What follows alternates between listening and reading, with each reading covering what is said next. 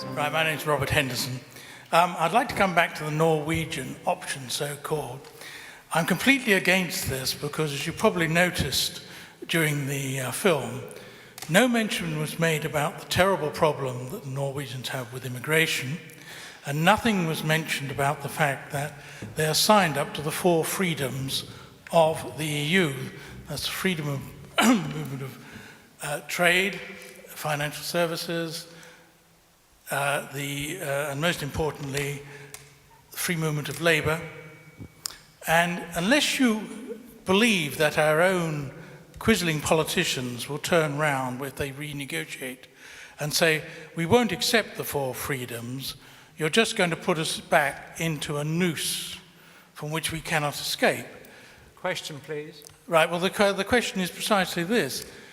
Why would we ever believe that the politicians who are likely to negotiate, should there be a vote to leave, can we honestly believe they would do anything other than tie us firmly back in? Thank you. I'll let Peter come in first, as he was first on this. Yeah, thank you for that. Dubious pleasure. Yes, I hear what you say. I understand your question, I think, being that you're against the Norway option because it involves being a member of the European Economic Area, the single market, and our immigration problem doesn't go away under that arrangement. Is that, I think, what you're saying? That's fine. Yeah, no, I think I understand what you're saying. I'm just clarifying that. Yeah, you've got a point, actually. What we are advocating with the Norway option is that we leave the EU, we retain membership of the EEA through EFTA. That is an option which we believe the British people would understand and accept. Leaving the EU overnight is something that is not possible to do. It is not that simple. It is considered desirable by many, but it's quite a complex arrangement. We've been in the EU now for, 4 or 5 decades. It's a complex subject. We are advocating the Norway option as a way out. It may well only be a stopgap. It may be a halfway house arrangement, perhaps. But it is a doable option which is achievable within the next few years and something that I think most people, the public, would understand. Thank you. Number 2. Ready? Yes. Hazel Prowse, a runner-up in the Brexit essay competition, and I estimated 2 years to leave. And this revolting peasant, who went to the same school as Lord Tebbit, suggests that we start by recovering what every sovereign state has, authority over its own taxation. Now, bad taxes on bread, salt and tea leads to revolutions. We now have taxes on all sorts of things, from domestic fuel down to toilet rolls. I suggest getting rid of VAT is a good way to start. Well, you'd have a big hole in the finances if you got rid of VAT completely. And the problem is that if you're going to have a fair amount of services, you've got to find taxes somewhere to pay for it. And the real problem is that the big money raisers are VAT and income tax.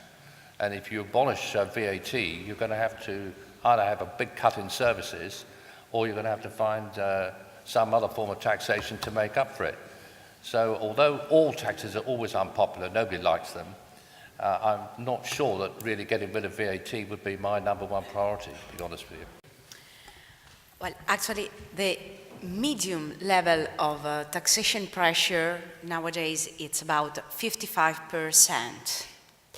But with extreme cases, that rises until 80%. So we have people, we have companies that works for more than half a year to pay taxes. But why is this so high? Why taxes are so high? We have to do what the European community asked us. That's why we have to collect taxes, and we also are not free to decide where to invest taxes. They go in the deep throat of the EC. No opportunity to decide how to spend, how to invest. Is it for education? Is it for industry? Is it maybe for artisans, for primary field, for secondary field? Not at all. We have to obey to the European community. It's not possible. It's a crime.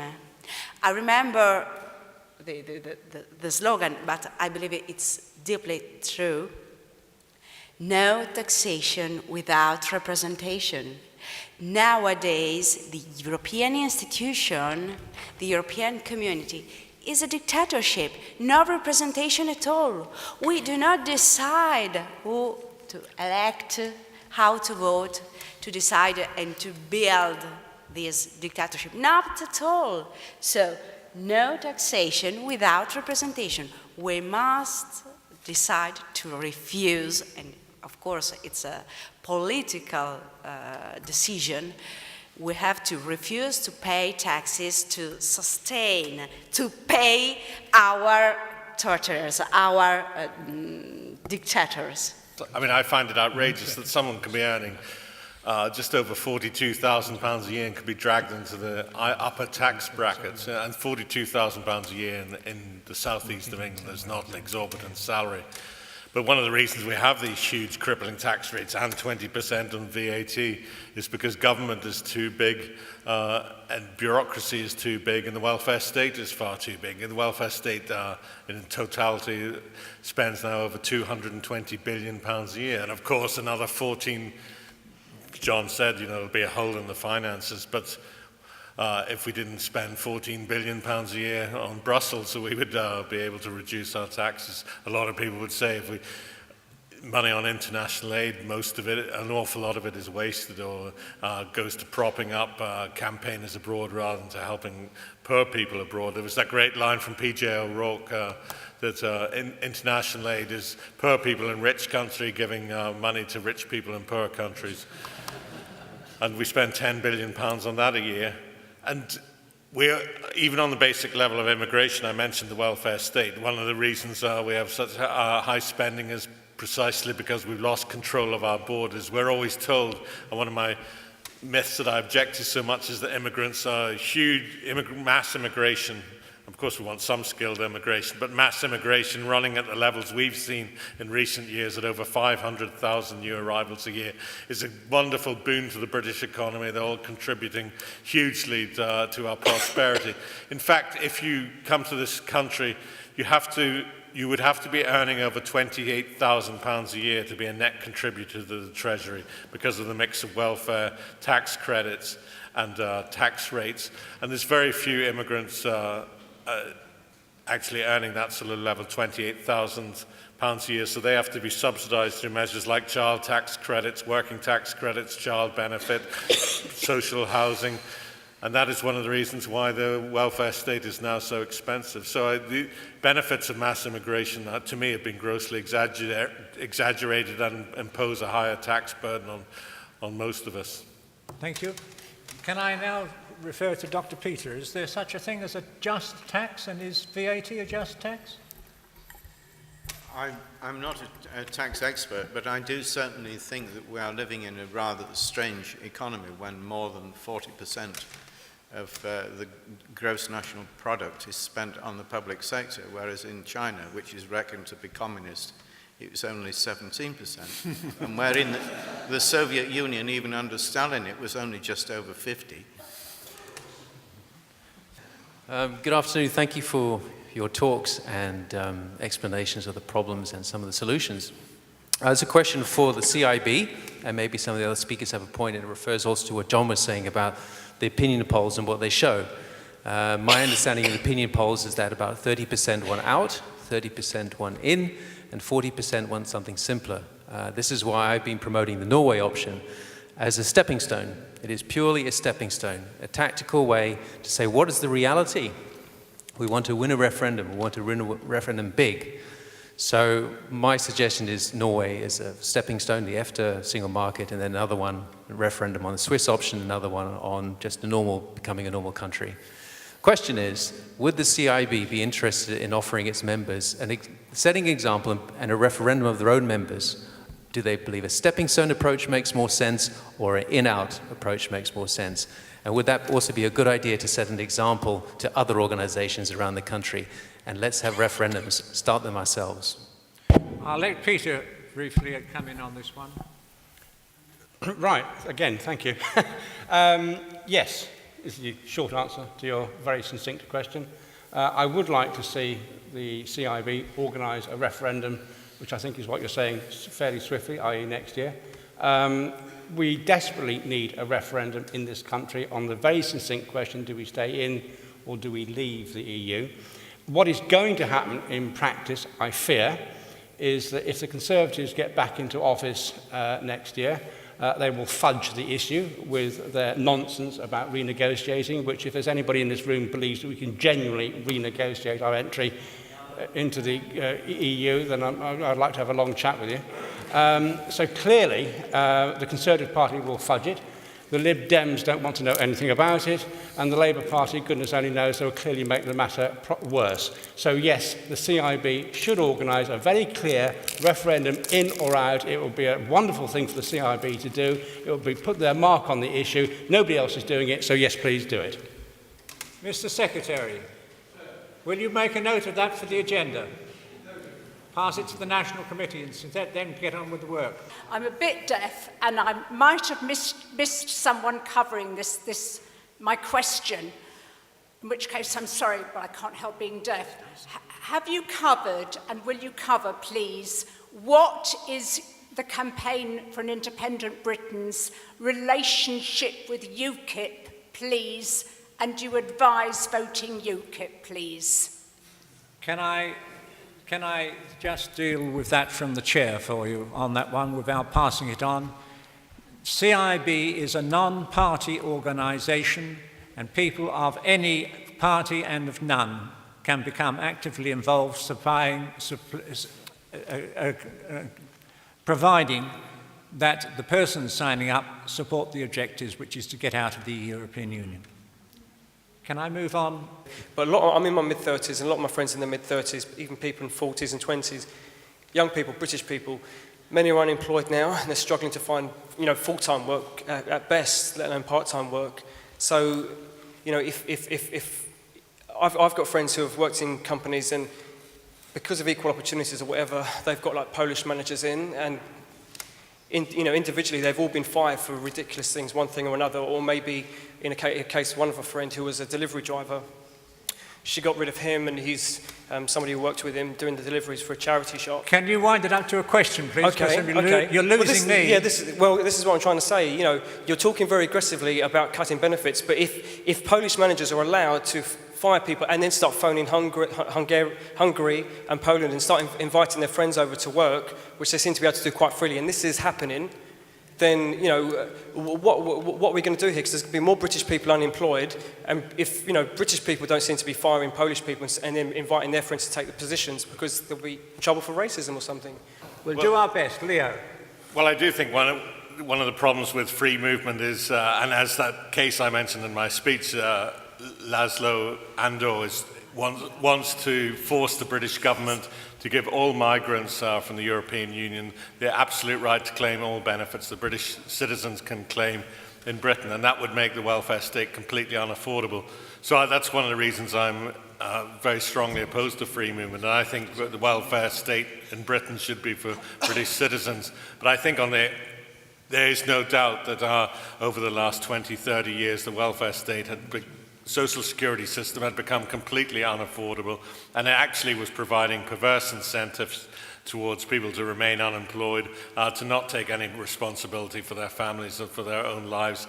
And to be honest, I know this coalition government gets tremendous criticism all the time, but I think one of the best things they're doing is something even Mrs. Thatcher failed to do, was actually to introduce some reforms and some moral basis to welfare, and we are seeing some of the benefits from that in the tremendous decline in unemployment that has defied all economic predictions and experts, that unemployment has fallen so precipitously even during a recession, and that's partly because of the welfare reforms that the coalition has introduced.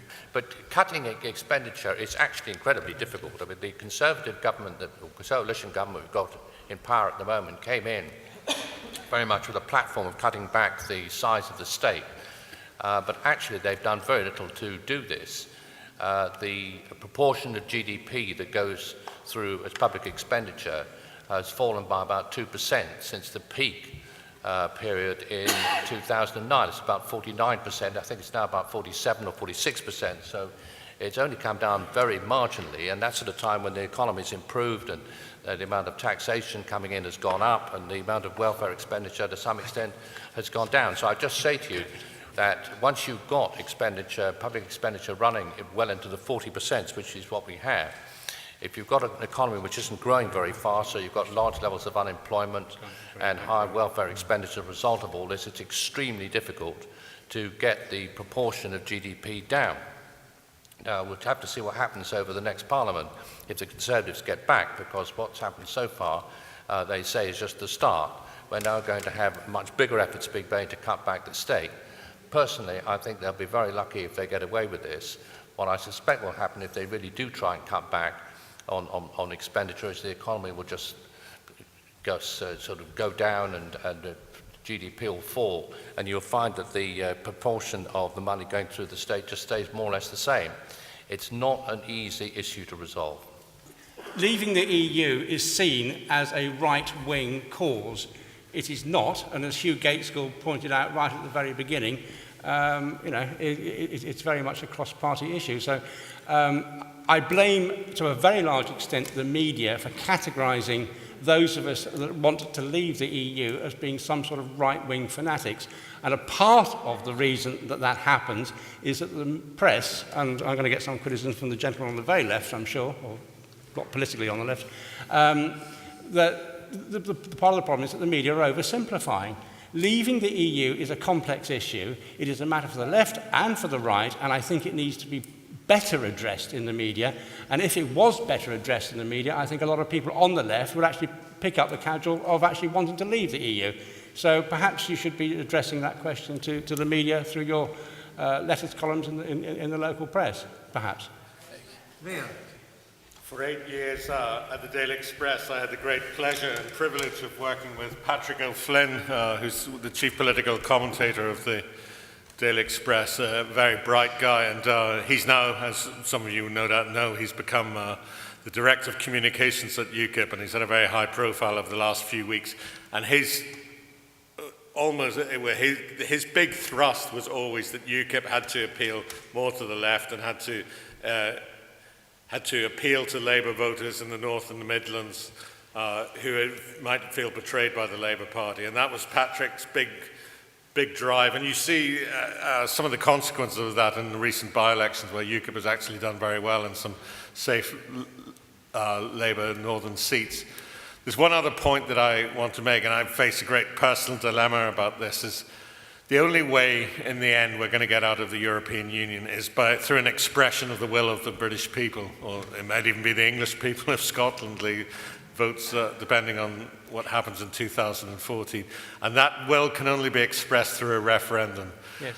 And there's only one party, one major party, that is actually offering a referendum. And I know an awful lot of people feel betrayed by Cameron and feel the Conservatives have been far too wishy-washy on the whole issue. But the fact is that if you want a referendum in 2017 or after the next election, the Conservatives are the one major party that is offering that. And I speak, this is a tremendous dilemma for me, because I admire Nigel Farage, I admire UKIP, as I said, Patrick O'Flynn's a great mate and colleague of mine. But if we're going to get a referendum, it's one party's going to put it in its manifesto. It's a conditional referendum. Come on. Just one very quick point, and that is that there is quite a lot of polling evidence about where support for UKIP does come from. And the last sort of figures I saw showed that for every 13 Conservatives who defected to UKIP, there were 8 Labour voters going to UKIP. So that's the ratio at the moment. It's a bit more than, it's 13 to 8 on those figures, which does suggest that the split is bigger on the right than it is on the left. Thank you, John. Noni, do you have this sort of problem with who to vote for in Italy? Yeah, and it's very deep. In Italy, if you express your position, your opinion, against the EU or against the euro, you are a fascist. I'm not a fascist at all, obvious. But I must express my idea. When I see my people, when I see my country, when I see my nation, I want to be proud to say my nation when I talk of Italy. When I see my nation suffering because of this European structure, I have to say that this European Union is a great mistake. It was a terrible mistake to join the euro. It was a terrible mistake to accept the construction of such an EU. My name is Lucy Carrington. I fought against euro for nearly 20 years and provided arguments, counter-arguments, and they went to the very top. And this is how I contribute to the fact that euro just failed to invade this country. But on this occasion, I'd like to raise a different issue. I'm also a member of UKIP. My question is, don't you think that European Union bosses are much worse than Putin is? Because Putin gave referendum to people in Crimea and they voted yes. Most of them voted, and this is what they really wanted to achieve, to stay as a part of Russia.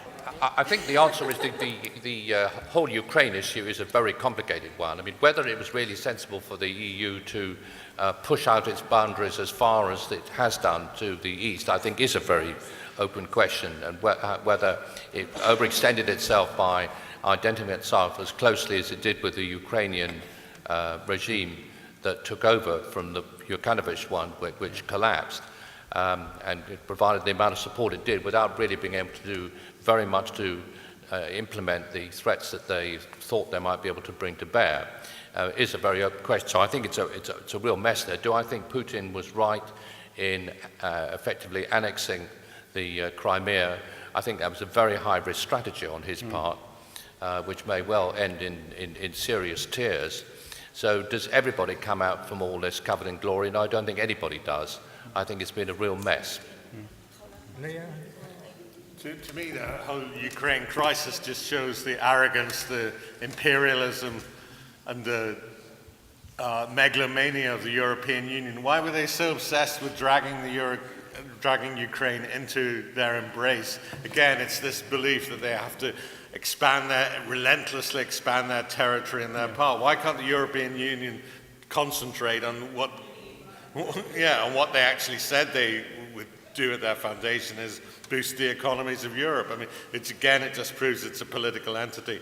And I thought that it's just the height of hypocrisy to have European Union leaders lecturing Russia about democracy when they have such utter contempt for democracy, and they would know every referendum they oppose. And to call the referendum on the Crimea a sham vote when they don't allow us to have a vote at all, it's absurd. Thanks, Leo. Mania. Well, before looking at Russia, I need to look at Italy about referendum, because in our constitutional chart, it's not possible to pose under referendum everything which is strictly connected with the ratification of international treaty.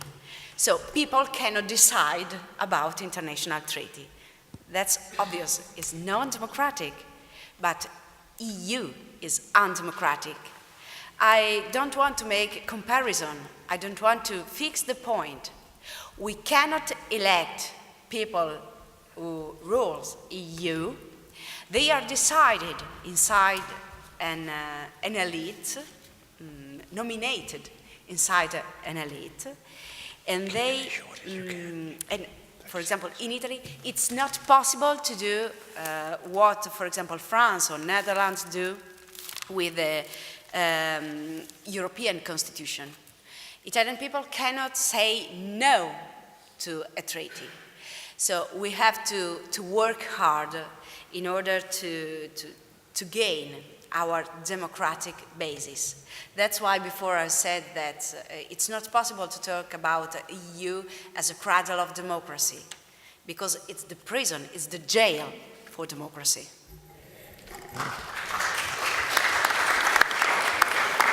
Thank you. Peter? Yeah, a lot has been said. I'll be very brief. 30 seconds. Absolutely. The discussion about Ukrainians, the Ukrainian situation and the EU's involvement with Ukraine, regrettably, hasn't been fully exposed in the UK media. If you want information about it, go to the blogosphere and go into some detail there. But the British media's coverage on the subject has been woefully thin, which is a bad reflection on the depth of cover that we get on international issues in the British media these days. But yes, I agree with what most people have said. And as for a referendum, yeah, there's a lot of talk about referendum. I wish we could have a referendum in this country, but regrettably, I don't see it happening in the short term. Number 4. Yes, my question is, can taxation ever be used to create a compassionate society? Well, just briefly, I think one of the great problems with modern Western politics, and this is true of Britain as elsewhere, is that compassion is now equated with levels of public spending. The more you spend, the more compassionate you are. That's completely false. There's nothing particularly compassionate about extremely high welfare spending that actually encourages people not to take up jobs and actually encourages deadbeat fathers not to take responsibility for their children. Just one or two comments on this. I mean, one of the problems about taxation is it is possible to transfer income from about the top 5% of income earners to roughly the bottom 20%, but nearly all the rest is churn. What you've got is the same people paying the taxes who get the benefits. And one of the real problems about the welfare state is how to unravel that situation and to avoid having very high levels of taxation, which are in fact disincentives and cause all sorts of problems and are expensive to administer. So that is really the strongest argument for having a relatively small amount of public expenditure. But once you're up to where we are now, 45% or something, it's very, very hard to get it down because there are so many vested interests around all the people who are actually getting into receiving the money. Thank you. And we'll now move on to the last round of first questions. I'm sorry, you've had a question before. So anybody not had a question? It's a very brief question. We heard a few moments ago that the only major political party offering the chance of a referendum, a fair referendum, is the Tories. I'd like to ask the 4 British members of the panel, do you believe Cameron when he says he'll give you a fair, in-out referendum? Because I don't. Well, I'll answer from the chair. The answer is I don't believe him either. Leo. Well, I do think if he got in, he would try and bring back some powers from Europe, not unlike Harold Wilson did in 1974. And I think it would be a largely cosmetic exercise. And I don't think he would, because most other European leaders aren't interested in giving Britain back any more power. So I think that would be a cosmetic exercise. He would try and go to the British people and say, look, I've brought some powers back, and so I want you to vote yes in a referendum. But I do think we would be offered some sort of referendum if the Tories had a majority at the next election, and that's why I would welcome that, because that would be the first chance that we'd had, the first chance really in our modern history that we'd have a chance to say yes or no to our membership of the European Union. So I don't think it should be sniffed at even if he is campaigning for a yes vote. Now, I must say, I'm inclined to agree that if the Conservatives did win the next election, they're so committed now to having an election, a referendum in 2017, it'd be very difficult to back off. What the results of that referendum would be, I think is a bit of an open question. I think if serious efforts were made to renegotiate our position in Europe and they got rebuffed, I think would have a very negative effect on public opinion on the EU in the UK, and might well lead to a more likely negative, in other words, out result than would otherwise take place. I think a lot's going to depend on what Cameron does in the referendum campaign himself. I think if he tries to renegotiate, he's bound to come back, if he possibly can, and say that the renegotiation has been a big success, exactly what happened with Harold Wilson in 1975. And so whether he would then himself campaign for coming out rather than staying in, I think would have a lot of impact on the electoral results the referendum results as well. But I do agree that having a referendum in 2017 is better than having no referendum at all. Thank you. Peter? In answer to the question, there's a fair chance that there would be a fudged referendum on the ridiculous assumption that there can be renegotiation. Anybody of any proper understanding of how the EU works, which I'd like to think I have, knows that you cannot renegotiate, you cannot push the train backwards. It's impossible. If there is a referendum, supposedly because he's renegotiated, it will be a nonsense. And even if there is a referendum, and even if the vote is to get out, which is by no means certain, the chances are that the government would probably ignore it, as indeed the Irish government did a few years ago when they had their referendum. Right. The gentleman there, and I'll allow our treasurer to have the last word after. So keep it brief if you can. Yeah, I'm an American tech executive from the Silicon Valley, and I couldn't agree with you guys more. It's just really awesome to hear the moral aspect of it come in and all that. Question for you. Are you coming to America? Are you reaching out to anybody on stateside as to, I mean, we've got the same problems over there with federalism and an ever-expanding thing and just, you know, unmitigated immigration. I mean, it's all the same issues. We'd love to hear you guys in the American media. Are you coming? Peter, on this. Very brief, because I know there's a lot of people want to say something on this. Sir, to your question, will you bear in mind that when you go back to the States, will you tell your fellow countrymen that we've lost our independence? We, the United Kingdom, have less powers of self-determination than any one of your states in your United States, okay? It is us that need the help from you. Thank you. What can we do to help? John, you wanted to answer this question, the Treasurer, on this one. Yes, ladies and gentlemen. There's a couple of things I want to raise about some of the discussions that we've had.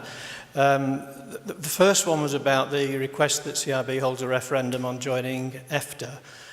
When this comes up in the National Committee meetings, my position on it is that what we are seeking to do is to get a no vote.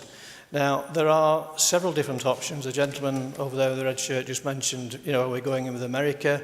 We could go into EFTA. We could do the European Economic Area. We could set up a trade agreement with the Commonwealth countries. We could go entirely alone, and I'm sure there's lots of other options that we could do. The danger that we have as an independence movement is that our message is actually watered down, and our opponents can drive wedges between us because some want to do EFTA, some want to do America, and some want to do the EEA and so on. So I think our position should be, as an umbrella body, that we should be telling people that we want you to demonstrate the benefits of all of these things, but when a referendum comes, we will be voting for no, and after that, there will then be a further discussion on exactly which of these options we're going to take. And my position is if there is a movement in sovereignty, for example, the EEA giving you free movement of people, that would go to a further referendum because that is, you know, denial of sovereignty to the United Kingdom. The other thing I just want to make perfectly clear is that CIB is a cross-party organisation. We have had some discussions today about taxation and benefits policy. The policy of CIB is that these decisions should be taken by the UK Parliament. Some might say we want more benefits, some might say we would rather, you know, cut the welfare state and give more people the opportunity of working. That is not our issue. Our issue is that the UK government should decide it. So any observations that we've had from the panel, which are very interesting, and I don't subject to anything that anybody said, but they are their opinions and not CIB's opinions. Thank you.